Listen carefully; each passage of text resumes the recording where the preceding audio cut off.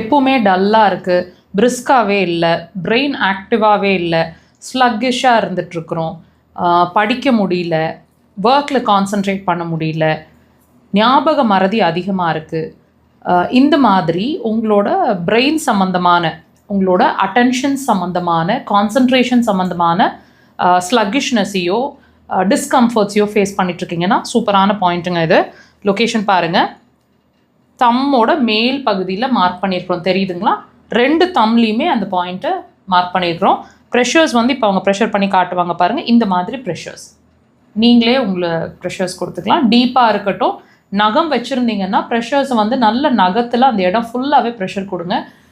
ஒரு 15 to 20 seconds கண்டினியூஸாக pressure கொடுங்க.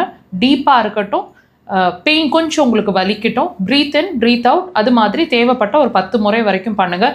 இது நீங்கள் செஞ்சிட்ருக்கும் போதே உங்கள் பிரெயின் நல்லா ஆக்டிவ் ஆகிறது தெரியும், சுறுசுறுப்பாகிடுவீங்க, வித்தின் மினிட்ஸ் சுறுசுறுப்பாகிடுவீங்க. ட்ரை பண்ணுங்கள்.